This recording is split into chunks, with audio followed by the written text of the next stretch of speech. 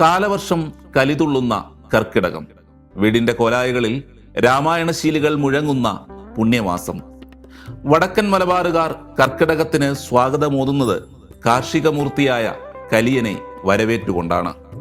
കർക്കിടകത്തിലെ കഷ്ടപ്പാടും ബുദ്ധിമുട്ടും ഒഴിവാക്കാനും വീട്ടിൽ ഐശ്വര്യവും സമ്പദ് സമൃദ്ധിയും പുലരുവാനും നടത്തുന്ന ചടങ്ങാണ് കലിയന് കൊടുക്കൽ.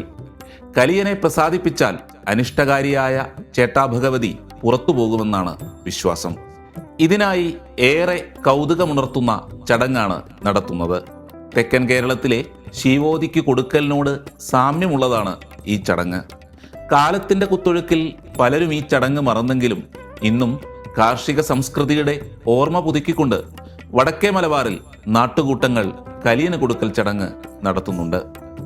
വളരെ രസകരമായ മുന്നൊരുക്കങ്ങളാണ് കാർഷിക സംസ്കൃതിയുടെ നന്മ ഓർമ്മിപ്പിക്കുന്ന ഈ ചടങ്ങിനുള്ളത്.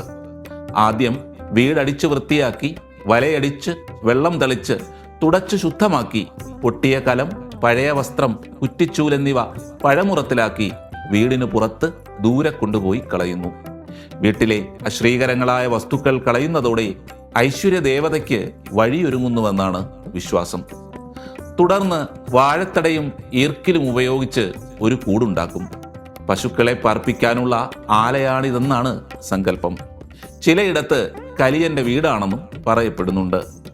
വടക്കേ അറ്റത്തെ പ്ലാവിൻ ചുവട്ടിലാണ് കൂടുണ്ടാക്കുക. അതിന് സമീപമായി വാഴത്തട കൊണ്ട് ഏണിയുണ്ടാക്കി വയ്ക്കും.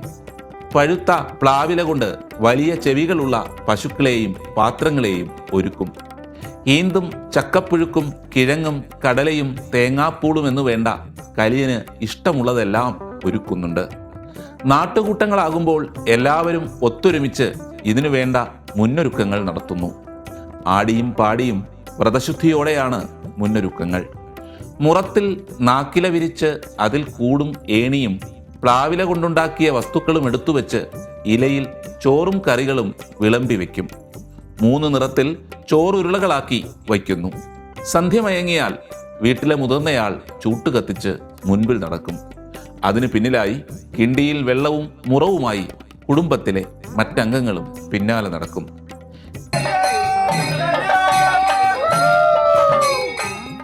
കലിയ കലിയ കൂ കൂ, ചക്കയും മാങ്ങയും താ താ, നെല്ലും വിത്തും താ താ, ആലയും പൈക്കളയും താ താ എന്നിങ്ങനെ ആർത്ത് വിളിച്ച് വീടിനു ചുറ്റും നടക്കും.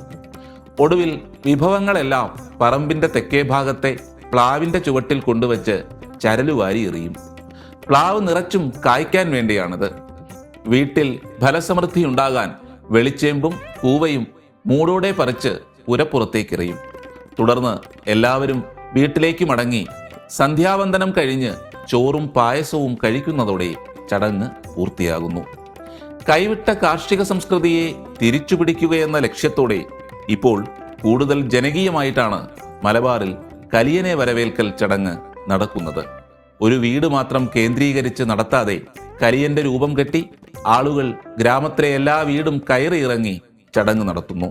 നാട്ടിൻപുറത്ത് നിലനിന്നിരുന്ന പഴയ സംസ്കാരത്തിന്റെ ഓർമ്മ പുതുക്കലാണ് കലിയനെ വരവേൽക്കൽ.